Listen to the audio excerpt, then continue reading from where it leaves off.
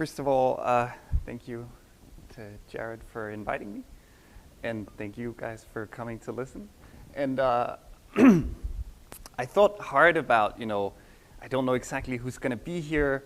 How do I make sure that I say stuff that they are interested in and that they understand? So like, if you don't understand, please wave at me and ask a question, and let's clarify. And I'd much rather that we run out of time and you understand what I'm saying than we don't run out of time and you don't understand what I'm saying. So I had this ungainly title, How to Solve Problems on Graphs Using Linear Equations and How to Solve Linear Equations Using Graphs. And that is what I'm going to talk about, but I also wanted a more catchy thing. So I'm also just going to talk about optimization on graphs. Okay, so graphs, we kind of know what they are. But what kind of graphs do I mean when I say this? I mean vertices, edges, and these could be undirected graphs. They could be directed graphs. We could have more information attached to our vertices or our edges. And so we're talking about fairly general types of graphs. Okay, so that was the on graphs part. Then there's the optimization part. Optimization is a particular approach to solving problems, but that's very abstract. So before we go into what that really means, I think let's just do an example, and then we can talk about what it is to do optimization. Okay, so we're going to solve problems, so we need a problem. Here's isotonic regression. This is something that statisticians like to do. An example of this comes up when we want to predict the height of a child from the height of their mother. So if you want to do that, the first thing you should probably do is collect some data, right? To see what does that relationship look like. And then you would want to try to fit a model, right? But before you can fit a model that might help you predict how tall is a child on average as a function of the height of their mother, you're going to need to make some decisions about what kind of model would you allow. And here in isotonic regression, we have just a very weak assumption. We want an increasing function. So we say, let's find an increasing function that fits well with our data, and that's all. So that might look like this. So here I've plotted an increasing function in terms of the height of the mother. It's an increasing function, and it fits reasonably well with the data. I'm going to only really care about making predictions at the points, the data points, and then we can worry later about how to interpolate between those points if you need to do that. Okay. So now I'll put a graph in there. So one way to frame this mathematically is to say, let's put a graph in here with a vertex for every data point, and then an edge where the function has to be increasing. So a directed edge from one vertex to the next, here from one data point to the next. It tells me, well, the function needs to be increasing from this vertex to this vertex because the mother got taller between those data points. So now I have my vertices for each data point, vertex 1, vertex 2. Then I want to assign a predicted height. So x of the vertex, this will be our predicted height. And then if I plot the height on the horizontal vertical axis, then I get back my isotonic regression function, my increasing function. Okay, so now we can write down a constraint that says that the function is increasing in terms of our now our graph. So this is saying that for every directed edge from u to v, we want that our height xu is less than xv. Okay, and now we have a way of saying, like, what are the allowed solutions, right? What are the kinds of increasing functions that can exist? They're the ones that satisfy these constraints, where I have this vector x that satisfies these constraints. So now I need a way to pick what's the best one, right? I'm trying to fit a model. I want to say what is the best increasing function for my data. So to do that, I need a way to evaluate my function. And what I do is I introduce a cost. And so here we've got a cost for one vertex, which is just the error between the predicted value in my increasing function and the actual height of the child, so this difference xv minus child height b, and then we square the thing, just because statisticians like to square errors. And then we sum up the costs. And by the way, we can also do this with lots of other functions other than squaring here, and you'll get the same kind of algorithm. We sum up the cost for each data point to give us a cost for the whole function and say how good a fit was this. Okay, so now we've got a well-defined problem. We can ask for the solution that's the best one amongst the allowed ones. And so now I have a problem to solve, and I can do optimization, and there's a graph. So now I just have my graph, I have this cost notion, and then I run some algorithm, it tells me this is the right answer. And we're going to talk about the run some algorithm part. So I do want to point out that maybe the graph seemed quite artificial here, right? It was a very boring graph. There was just, I had the height of the mother was the only thing giving me these directed edges. But in general, you can have more than one piece of information that helps you make your prediction in isotonic regression. And then you can get a much more interesting graph. So here I'm going to say, what if I have both access to the height of the mother and the age of the child? This is usually another important factor in determining how tall a child is. Then I might say that the function only has to be increasing if I'm moving from one vertex to another, where I know that between these data points, the larger one has both a taller mother and corresponds to an older child. So here, if we look at xv, the shaded red region is the set of points that I'm saying, according to this rule, it should be larger than. And then I can put in edges that enforce this. And in fact, as long as I don't have like too many pieces of data for each vertex, there's always a pretty sparse graph that does this. That might be surprising, but it doesn't have to be super dense. So I can build these graphs to enforce these constraints. And then I can solve my isotonic regression problem. Okay, so now we have an example in mind, and we're ready to talk about optimization. So in optimization, we solve problems by specifying them in terms of what are the valid solutions and what are the costs of solutions. So we need a cost function that takes me from the space of valid solutions to a cost for each solution. And then our goal is just to find the solution that has minimum cost amongst the valid solutions. The nice thing about optimization is that it comes with a standard toolbox. These are the ways that you solve all the problems in the world. It says just write it down and follow one of my algorithms is the idea. And the first important tool is first-order methods, also known as gradient descent. So here we've got, we want to minimize the cost function of a solution x over a domain x has to be in D. D here is my line. This blue line encloses a region. I think of that as the space of valid solutions. Now you should think of the red curves as being constant value curves for my cost. So then as I move to the right, I get lower and lower cost solutions. And if I stay on a red line, I stay at a constant cost. And the best solution in this example is this x star. It's the min cost solution. Is that makes sense? Okay. So how do we solve problems according to optimization with first order methods? We start by just having some solution, x0, and maybe not a good one, but a valid one. And then we're going to try to take a step to improve the quality of the solution. Okay, so I want to move from x0 to x0 plus delta, and hopefully get a better function value. How does it work?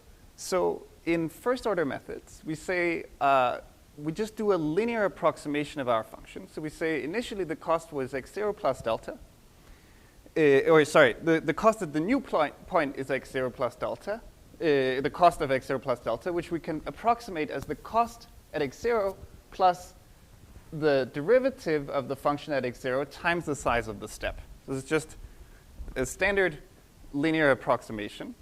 The picture to have in mind is that I build around this point x0 a linear function that locally is a good approximation to the actual function.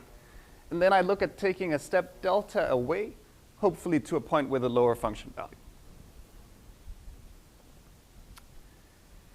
Of course, we're in a situation with more than one variable, so we need to take care of the fact that you can step in more than one direction.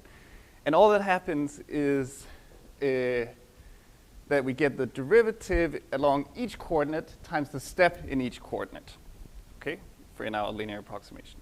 By the way, is there a clock anywhere to help me see?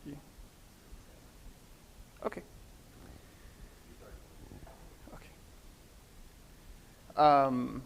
Okay, and then if I want to write the first order approximation with linear algebraic notation, this just says, now I can think of this sum as an inner product, so it's a vector of derivatives, which is called the gradient, times the vector of steps. This inner product gives me this sum. Okay, so now the best direction to step in is the negative direction of the gradient. If I want the function to grow small quickly, I have to just go in the minus the gradient direction. This is the direction where the function grows smaller fastest. So now I know what step to take. I step some small step along the minus the gradient direction. It has to be a small step because I need to make sure that I'm not stepping so far that the linear approximation doesn't work at all anymore. Okay, now this brings me to x1. Then I look at what's the gradient at x1. I take a small step in the minus the gradient direction there, get to x2, and so on. What kind of change does this make in my function? So according to my approximation, if I just plug in this value of delta, I get that the cost at x0 plus delta is approximately the cost at x0 minus 0.1 times norm of the gradient squared. So that should be less, because I'm subtracting a negative number, than where we started. So I'm subtracting a positive number. This should be less than where we started. And if the gradient is big, we'll make fast progress. If the gradient is small, hopefully that's because we're already close to the optimal solution. And this was the kind of step we took. Just to recap, x1 is x0 minus 0.1 times the gradient. Okay, that's not the only thing that you can do in optimization. There's one other thing that you can also do. This is second-order methods. They are also called Newton steps. Here, the idea is just that we do a second-order approximation of our function. So before we said, let's take a step guided by the first-order approximation of the function, and we just had the cost at the new point x0 plus delta is the cost at the old point plus the derivative at the old point times the step. Now we add in 1/2 times the second derivative times the step squared. This is just the second-order Taylor approximation of the function. So how many people have done that at some point in school? Or okay, well, all the people who are excited enough to put up their hands, and I think maybe some of the rest too.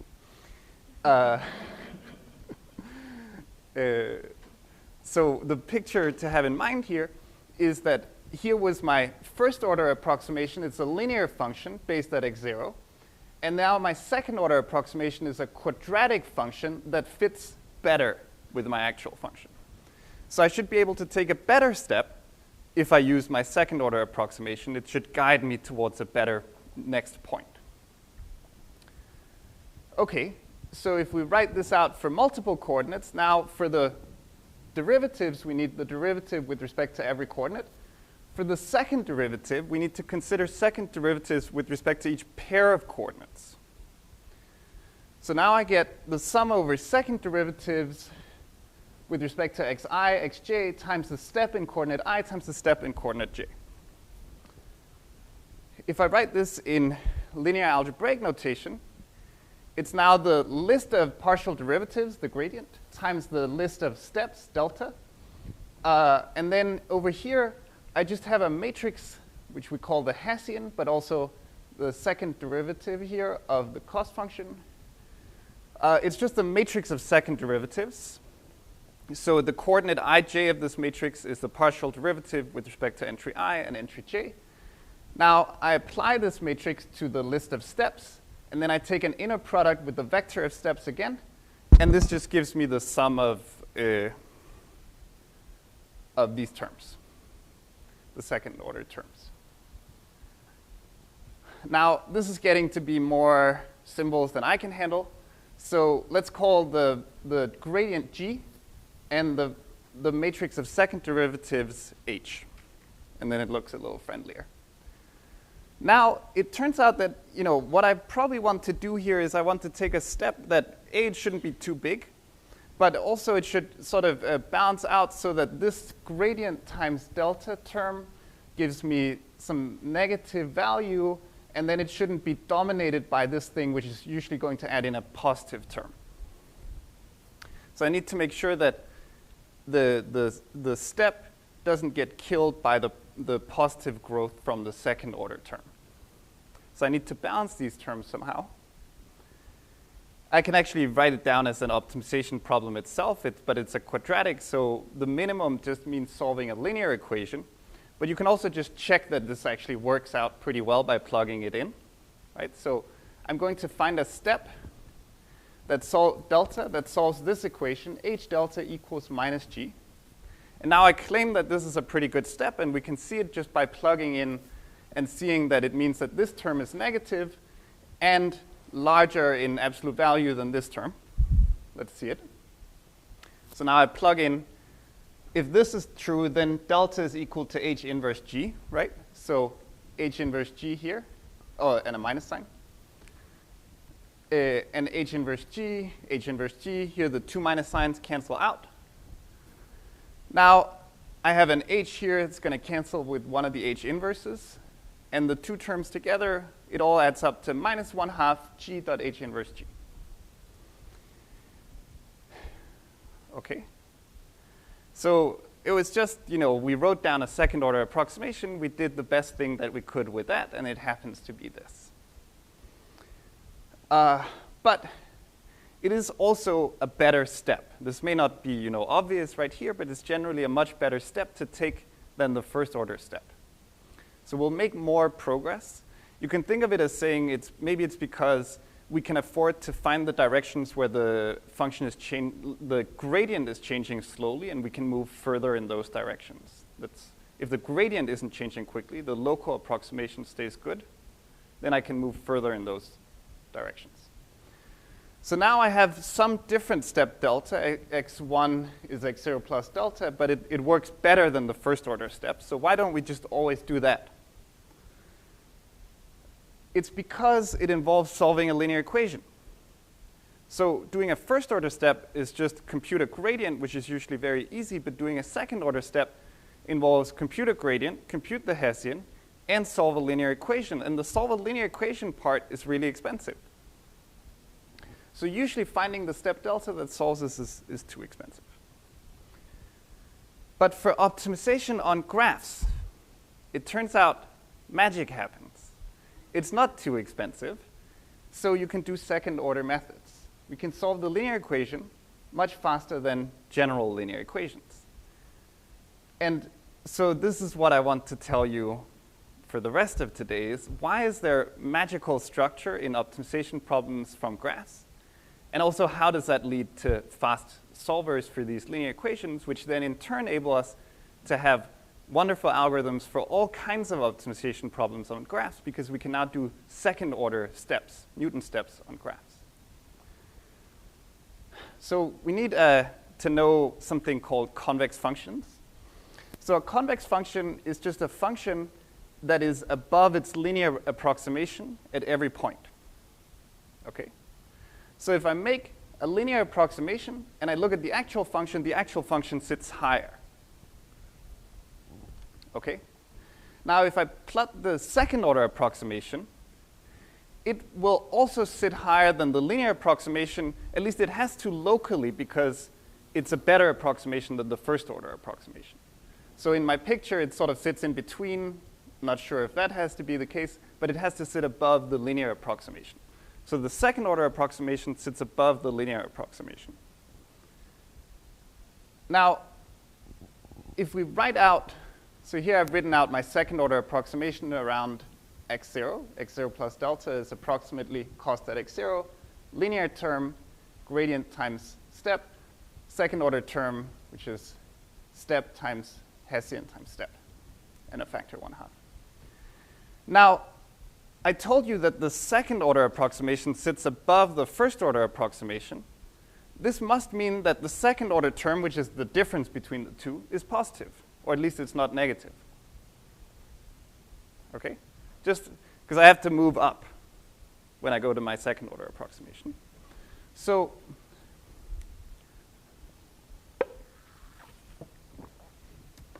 this has to be true in every direction delta that I might explore. That tells me that H has no negative eigenvalues. H is a symmetric matrix. This may be more linear algebra than you can do on the fly, and if that's the case, that's okay. But H is a symmetric matrix. This means that if it had a negative actually, let's not worry about the symmetric part. If it had a negative eigenvalue, then I would just pick the negative eigenvector here. Then I would get minus something times the eigenvector, times the eigenvector. This would be a negative term. So convex functions, the Hessian has only positive eigenvalues. Okay, why do people love, by the way, doing convex optimization on convex functions? It's because when you have a local minimum, you also have a global minimum. At least this is one of the important things. So basically, you can't sort of be at a local minimum and then not be sure if it's also the global minimum, because that doesn't happen in convex functions. And we're only going to worry about convex functions. So now I told you something about optimization. Let's go back to thinking about graphs. So we have a graph G with vertices V and edges E. And then we'll have a vector with a value for every vertex, a real value. And now let's talk about optimization problems on graphs in a more general framework than just isotonic regression. So in general, I'll think about, I have constraints on pairs of vertices. So on pairs of values, so I have a value xv and a value xu. And now I'll allow myself to have constraints for every edge. And they could be directed edges. And if I can write down an optimization problem that has constraints like this, for example, is a case of it, I'll say that I'm doing optimization on graphs, provided that also my objective function isn't too complicated. So I'll basically say that we won't quite formalize this, but I'll say that optimization on graphs is optimization over a vector, x, with constraints on pairs of variables, and also an objective function where each term depends on one or two variables. Okay? So it's just you're doing optimization, but you're only allowed to write down things that depend on one or two variables, both your objective and your constraints. And then I'll say that's on a graph, because to me a graph is pairs of things, right? And I could also write down a graph for this, just the collection of edges that correspond to the constraints and maybe the edges that correspond to the objectives, the terms of the objectives. So I want only to consider functions that depend on two variables, and maybe now I'll let you add them together to build a more complex thing. So functions of two variables.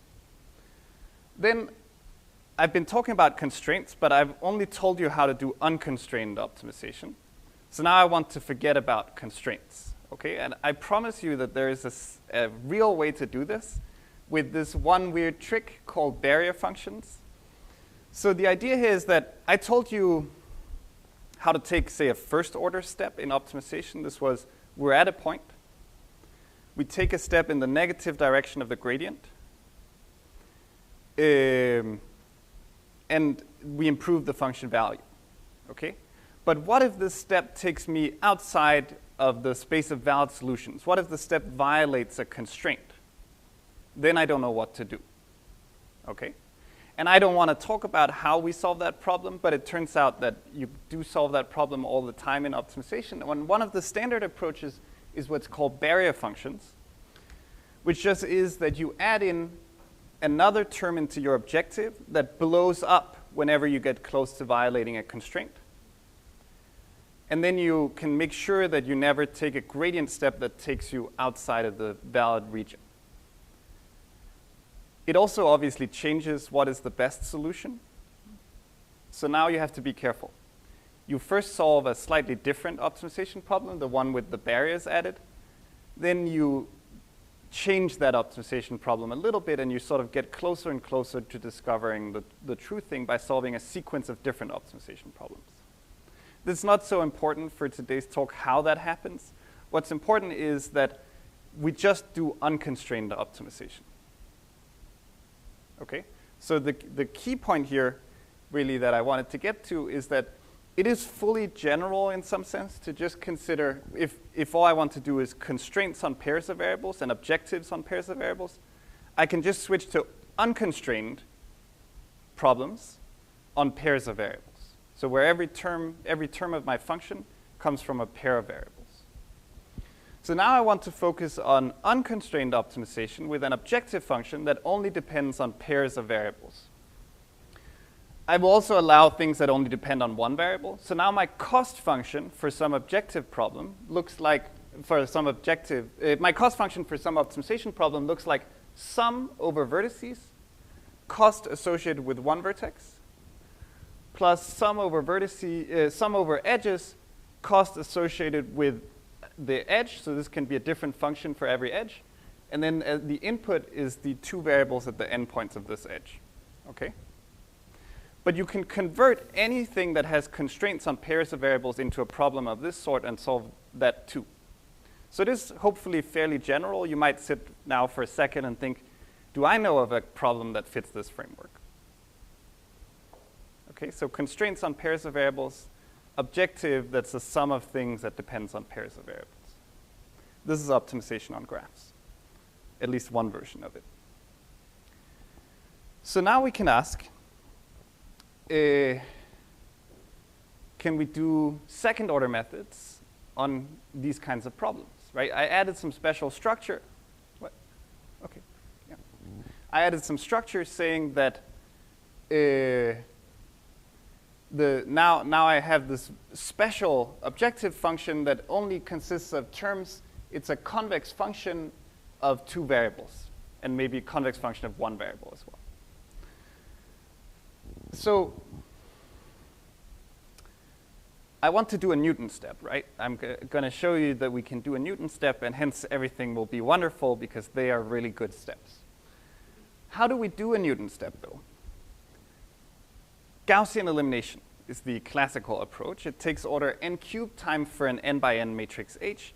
This is true even in the worst case. This is true in the worst case even when the matrix is sparse. So an example of this is if you've heard of expander graphs or random graphs. Basically, if you have a random sparse graph and you try to do Gaussian elimination on it, it's generally going to take you order n cubed time, even if the initial graph has only n vertices and only 10 n edges. If it's, say, a random regular graph. There are also faster methods. The faster comes in quotation marks because there's an astronomical constant hidden in the big O. But these take n power 2.373 time-ish. Okay, but we're going to do much, much better than that. So in our situation, we had extra structure. We said the Hessian, the matrix of second-order derivatives, comes from the sum of convex functions. A sum of convex functions, each is on two variables. This turns out to give us always a matrix of a special family called symmetric M matrices. Okay. We won't really dig into what are symmetric M matrices, but they're almost the same as what's called Laplacians, which we heard about a few times already. And this is not just in a hand-wavy sense. As we'll see in a little bit, if you can solve Laplacians, you can also solve symmetric M matrices. Okay, now here's the punchline. Spielman and Teng showed in 2004 that Laplacian linear equations can be solved in time proportional to the number of edges in this graph that gave us our optimization problem. times maybe a polylogarithmic factor in that number too. Now, this was great because they could actually prove that it works. Of course, practitioners believed this to work for maybe like since the early 70s or well before that. They did it and it seemed to work, so they weren't that surprised. However, practitioners really only use these nearly linear time algorithms in the context of solving PDEs. Okay, if you use the heuristic algorithms to try to do Newton steps, they don't work so well. So this is, I think, why they tend to break down. We need to be more careful than the heuristics are. This, I think, is why this hasn't been a big deal in practice yet, is because our heuristic algorithms that have solved these types of linear equations heuristically in nearly linear time for 30, 40 years, they don't actually work so well for Newton steps because Newton steps tend to give much more ill-conditioned matrices than what you get out of your usual engineering problem. But now we're trying to make this algorithm into a thing that actually works out in the real world. It didn't the way it was born in 2004, but we're almost there. And this I'll get to later. So Deitch and Spielman then showed in 2008 that symmetric M matrices can also be solved in this kind of time. And this is by a reduction to the Laplacian case. You just solve a few Laplacian linear equations to get a solution in a symmetric M matrix, which is some slightly more general class. We won't dig into the exact definition, other than it is actually exactly equivalent to it is a Hessian of a sum of convex functions of two variables. Okay, so now let's just take a moment to see how a Laplacian, for example, might come out of the Hessian of a function defined on graphs the way I said. So it's a function on a vector. Each entry corresponds to, each entry of my vector is a variable. The variable corresponds to a vertex in the graph. Then my cost function has to consist of a sum of terms that depend on pairs of variables in this vector. Okay. Quick clarifying, the cost function has to be convex? Each term has to be convex, yes. Yeah. In general, this is also okay for like the part about converting constraints into costs. There, it's sort of naturally, if you have a sensible inequality, it becomes a convex constraint, convex function here too. But the functions have to be convex. So now the matrix of second derivatives for the whole thing is just the sum of the second derivatives, the Hessians for each term, because this is just a linear thing, so I can break it up. So now let's do a Hessian for the whole function by computing a Hessian on each edge and adding them together. So this is just an example. Let's suppose that we evaluate our Hessian at some point, and it looks like this. It has 1, 1, and minus 1 on the off diagonals for these two variables. This is the Hessian of the cost function from y to z. It necessarily must have 0 in all the coordinates that don't involve y or z, because those, if I take a partial derivative with respect to some other variable, that's going to just kill this thing, right? Because the function doesn't depend on other variables. So it has to just be 4 entries. It has to have, because it's a convex function, no negative eigenvalues. This matrix has no negative eigenvalues. So then let's add that into our Hessian. Now let's look at the second cost term. It's between y and w. And here's another valid Hessian that corresponds to a convex function. It doesn't have any negative eigenvalues. Let's just say that was what we got when we evaluated at this point. We add it in over there, and then we look at the last one. Here's another Hessian. It has the right structure, no negative eigenvalues. It's 0 for the variables that don't appear in the cost function. Let's add that in. So we had these 3 terms. We added them together. One came from each edge, and this gave us our Hessian, which has 1 entry for every pair of vertices in the graph.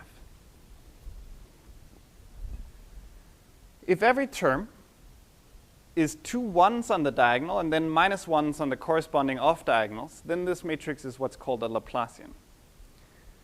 And as I promised you, this is fully general. If we can deal with this case, we can actually deal with all the cases. So we're going to just focus on this case. But there's a non-trivial reduction. So now we're going to ask, how do we solve Laplacian linear equations? First, let's just remember, how do we solve linear equations at all? We're going to assume that the matrix has positive eigenvalues only, or at least non-negative, which also is, you also say it's positive semi-definite when it's a symmetric matrix. So we've got a matrix here, A, and we want to solve the linear equation AX equals B. It's, say, a square matrix, no negative eigenvalues, symmetric. We do it by Gaussian elimination, right? That's the thing that we at least have been told. Let's see, how does Gaussian elimination work? I just want to remind you. Here is a matrix. It's symmetric. It has no negative eigenvalues. In Gaussian elimination, we then do what's called a row operation. Because it's a symmetric matrix, we also do something on the other side of the matrix. But it's something that you do to delete a column and a row. So we think of it as subtract out a little bit of the top row from the second row and the third row, and second row, third row, fourth row, to kill out the terms in this column. And then we do a similar operation to kill out the terms in this row. And then we can also think of remembering what were those operations as a matrix. And then we can write the original matrix as a factor of how we got when we zeroed out this and this. We ended up here, times the operations to undo that, right? This would take me back. Okay, so you can think of Gaussian elimination as slowly rewriting the matrix as a product of matrices, where in each step, I get something that has zeros in more and more rows and columns, and maybe with some stuff on the diagonal, right? So here I've eliminated the first variable. Now I'm going to recurse and do Gaussian elimination on this chunk. So in general, notice that this is an upper triangular matrix. This is a lower triangular matrix. Out of my recursion, I get more upper triangular matrices over here, more lower triangular over here when I do elimination here. Now I multiply these things together. And this will then give me that what Gaussian elimination is really doing is finding an upper triangular matrix, U, times a lower triangular matrix, the transpose of U, that gives me back my original matrix. So this is one way of thinking about Gaussian elimination. Then you're actually done, essentially, because the next step is easy. When you have a lower or upper triangular matrix, it's straightforward to solve linear equations in it. The idea is just, you can all see the board, I think. That if I have, say, a lower triangular matrix and an equation in it, then I first just look at the row that has only one non-zero entry. Now I solve the equation for this row. So what is y1 up here? It's just b1 times divide by this entry. Now I found out the first entry of y. Then I move to the entry that has 2 non-zeros, and so on. So there's a simple algorithm for solving a linear equation in a lower or upper triangular matrix. Okay. So then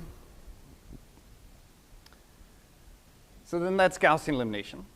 Now, how are we going to get a fast algorithm for solving Laplacians? We're going to find an upper triangular matrix that is only approximately equal to the original matrix. So this is much weaker than what we had before. We got an exact decomposition, and we just solved in this decomposition. Now we have this much weaker condition. We just want it to be approximately equal. I haven't told you exactly what notion of approximation. That's important, but we'll skip over it. So what do we gain from just looking for an approximate decomposition? We'll gain that U is sparse, okay? And we'll be able to compute it quickly. So we'll find the decomposition very fast, And then we'll have to make up for the fact that it isn't really a decomposition of the original matrix. And we do that by doing a few what's called iterative solves in this wrong matrix. So you just solve with your U transpose U, the wrong matrix. Then you look at how good a solution is it up in the original equation Lx equals b. You look at what's left, and then you solve a new linear equation for the error up in the original one. And you repeat that a few times, it converges very quickly. Okay, so what's special about doing Gaussian elimination to Laplacians? The remaining matrix, after I eliminate some variables, is always another Laplacian. So remember, the first step of Gaussian elimination was to get zeros in the first column and row by rewriting it as a product of some matrices. Now let's do that to a Laplacian matrix. So here I've written this Laplacian matrix up here as a product of my row operations and the thing I had to do on the other side to keep it symmetric. And then what's left, now I have zeros here, and I have what's left on the remaining vertices or variables. This is another Laplacian. Okay? That's a very special feature of Laplacians. This is not true if you write down some arbitrary class of matrices. It's probably not going to be closed under elimination in the sense that if you do Gaussian elimination to some of the variables, there's no reason you should expect to get back a matrix of the same kind. But this is true for Laplacians. Okay. That's the one most important thing to know about Laplacians. The other most important thing to know about Laplacians is that they have sparse approximations. So if I have a Laplacian, it's a matrix that corresponds to a graph, right? We derived it from a graph. If it has a lot of edges in it, or non-zero entries in the matrix, there's always another graph whose Laplacian is similar and has much fewer entries, much fewer edges. Okay? And this is true in a very strong sense. You find this thing with much fewer edges, and you solve linear equations in this, and it helps you solve linear equations in this. Okay? So it's a very helpful kind of approximation. So now we're going to combine these two facts. Gaussian elimination gives us more Laplacians, and Laplacians have sparse approximations. So why is Gaussian elimination slow? The main issue is what's called fill. So now we're trying to solve Lx equals b, where L is a Laplacian, by Gaussian elimination. It can still take order n cubed time. Let's see, how does that happen? So it's called fill, the problem. Let's think about the graph, okay? So just that it keeps corresponding to a graph. Let's just think about the graph, not worry about the matrix. So suppose that I want to eliminate a row and a column corresponding to a vertex v. What, in the language of Gaussian elimination, we saw what it does to the matrix. What does it do to the graph? Okay, so if I eliminate this vertex, what's going to happen is I now get a matrix that doesn't have any entries for this variable, so it's just no edges there, and this vertex disappears. But then I get a new matrix on the remaining vertices, which corresponds to a new graph with a clique on the neighbors of the thing that I got rid of, the vertex I got rid of. So Gaussian elimination creates a clique on the neighbors of the vertex that you eliminate. Okay? But this will very quickly make the graph grow dense. And this is why Gaussian elimination is slow. So you pick variables, you eliminate them. This makes the graph grow dense because you create all these cliques. And this is what makes it slow. But it also means that we can be hopeful because Laplacians can be sparsified. They have sparse approximations. So we could hope for a version of Gaussian elimination in which we just write down a sparse approximation of the clique, never bother writing down the whole clique. And this is, in fact, exactly what we do. And the algorithm for writing down the sparse approximation is straightforward. It's a few lines. There's no complicated estimation involved. Now, if you actually really want to get an algorithm that works well in practice, then the devil is in the detail of exactly what you choose to do here. There are still some very simple algorithms that do very well. If you're interested, I can send you a talk by Dan Spielman about a particular approach to computing this sparse approximation that seems to work very well in practice. So the hope is that the sparse approximation that we get if we just write down a sparse version of the clique still ensures that the new matrix is a good approximation to what we actually wanted. And we can prove that that is indeed true if we do it the right way. And this gives us then the algorithm for approximate Gaussian elimination, getting this UU transpose decomposition. You just eliminate, but write down the sparsified version of the clique every time by sampling. So you're just sampling some of the edges. Okay, so in Gaussian elimination, we pick a vertex V to eliminate. We add the clique created by eliminating V, and we repeat until we're done. In approximate Gaussian elimination, we pick a random vertex V to eliminate, sample the clique created by eliminating V, and repeat until we're done. And that's the whole algorithm. And the 15. Okay. And that's it. Okay. This resembles a randomized version of incomplete Cholesky factorization. So incomplete Cholesky factorization, this is not for those of you who don't know about it, don't worry about it.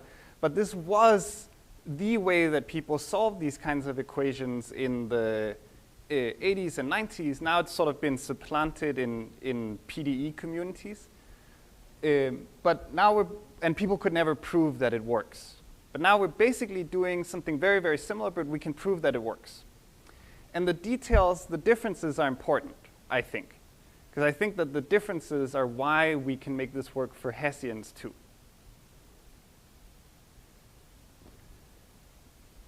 Okay, the key proof idea is not really a day for talking about proofs, I think, but it's something about matrix martingales. So we show that, in fact, our process is an unbiased estimator of Gaussian elimination. And then we show that it has concentration of measure for those who might want to think about how to prove this. Okay, so this framework of doing optimization on graphs has been used for solving a lot of problems. You can use it if you sort of rewrite it to talk about edges instead of values on vertices to solve flow problems. Then people have used this to solve maximum flow, min-cost flow. At least the theoretical state of the art for many versions of these problems comes from this approach. Okay, so you want to get Hessian steps, Newton steps, that you can solve quickly using Laplacian solvers. Then negative weight shortest path. So if you want to solve a shortest path problem, which might have negative weights on some edges, now you can't do Dijkstra's algorithm anymore. State of the art uses this kind of approach. Isotonic regression also. We've got something I won't go into called regularized Lipschitz learning on graphs. Also uses this. So it's a fairly versatile tool. I also want to just mention as an aside that even if you're not doing optimization on graphs using this framework as I defined it, there are many other problems, at least in theoretical computer science, that's what I call TCS, where Laplacian solvers come up. So they've been used for learning on graphs. This is also popular in machine learning. Graph partitioning, sampling random spanning trees, graph sparsification, and more. Okay. So I started boldly saying that this kind of works in the real world now. And I'll show you some experiments to sort of back that up. I think we can do much better than we are, hopefully, by getting parallel versions of this algorithm. But Dan Spielman has written a great implementation of this kind of algorithm that I described to you with some extra ideas about how to do the sampling for a single clique particularly well. And this is now, it appears in Laplacians.jl, which is a Julia GitHub repository you should go explore. And we're just going to compare it to two of the sort of state-of-the-art academic Laplacian solvers, at least, which are called combinatorial multigrid by Kudis and lean algebraic multigrid by Livne and Brandt. So on a 1,000 by 1,000 grid, if that's our graph, approximate elimination, this algorithm, solves it in 6.3 seconds. Combinatorial multigrid is 3 seconds. LMG is 15 seconds. So it's all kind of about the same. What about a 3D grid, 100 by 100 by 100? It's still, they're all pretty comparable. Approximate elimination is somewhere in between. What about a random 4 regular graph? This was where Gaussian elimination was particularly awful. They're not doing super well, approximate elimination, but then there's a completely standard algorithm called conjugate gradient that solves very fast here. So when you actually have a random regular graph, you should always just do conjugate gradient. Okay, so we're not too worried about that case. It's somehow quite artificial. Preferential attachment, somehow LAMG comes in for the win there, but it's all, again, up to a factor 2. And then, in fact, incomplete Cholesky, a version of it, is what I'm showing you over on that side. The old algorithm does best. Then Dan makes up graphs to try to break this code, right? And he calls them chimera. And here, approximate elimination does well. Combinatorial multigrid and LAMG don't do so well. Okay? And this is moving us into more interesting graphs. So the other ones who all had kind of not so big weight ranges, pretty similar structure everywhere in the graph. Chimeras have, we make them so that they have big ranges of weights and they have varied structure throughout the graph, so they're not homogeneous in some sense. Some parts might be path-like, some parts might be more complete. And this is more, I think, what you want when you want to do optimization. You want to really be able to be good in all cases, right? If we're going to use this as a subroutine, we can't afford to break on some examples. And basically what we're trying to show is that approximate elimination is quite good for everything. It's going to get beaten for some things some of the time, but on average, you know, all the others seem to fail some of the time, and this one doesn't. What about if we actually plug it into interior point methods? These are algorithms that do these second-order steps to solve optimization problems. So if we want to solve min-cost flow, and we want to use this Newton step in the way that I told you we can by using these solvers, then we did that on some examples. Approximate elimination does pretty well. Here, my first iteration, these were just 2 arbitrary iterations along the way. LAMG, we killed it or Dan killed it because it took more than 10 times as long as approximate elimination. CMG did pretty well. But then on some other iteration, again, approximate elimination does pretty well. CMG is now doing horribly, and LAMG is too. And this is the pattern that seems to come out, that this is a reliable algorithm, not always the fastest, but once you use it inside optimization, you don't care about whether it's sometimes off by a small factor. You care, does it work every time? Because you need to finish your optimization routine, and this one does.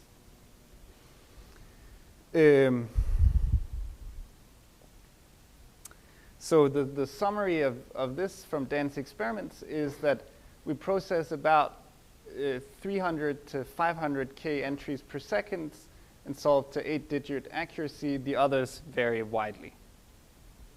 So we hope that we're now getting to the stage where this is a solver that you can actually use inside an optimization to take second-order steps. And this is where you find it on GitHub. And I think we still have time for questions.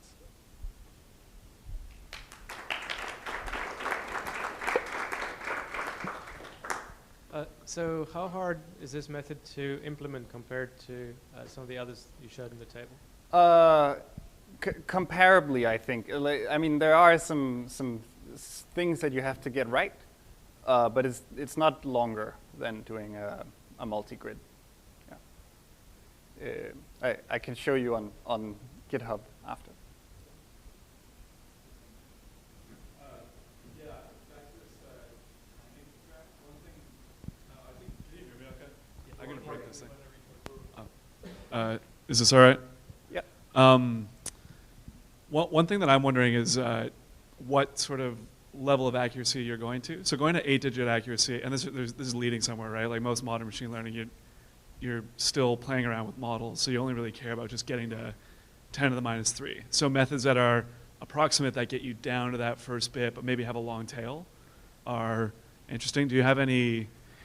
Yeah, I think that, so it is the case that you need high accuracy if you're going to use it inside optimization. Okay. And that is just experimentally very true, that if you take Newton steps with low accuracy, it often fails. In particular, you might, for example, start violating constraints. So you really can't afford to do that in that context. But I absolutely agree that in like lots of other machine learning applications, you might not need high accuracy. And then approximate elimination still does pretty well, but the picture maybe looks a bit more comparable. Like combinatorial multigrid, I think, often messes up when it needs high accuracy. Maybe it does better in low accuracy. All right, thanks.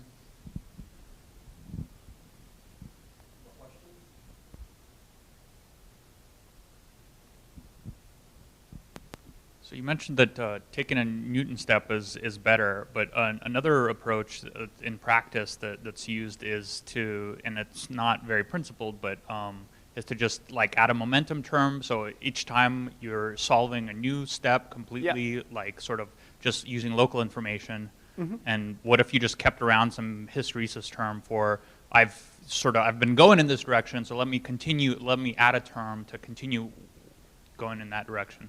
Oh, yeah, I mean, that's a very reasonable thing to do in a lot of situations. This is sort of, this is about going to those places where we couldn't go before because you really need Newton steps. And that's a real thing, but there are many other contexts where it's fine to do a first order method, maybe with acceleration, like you said, and then it's not clear that you need this.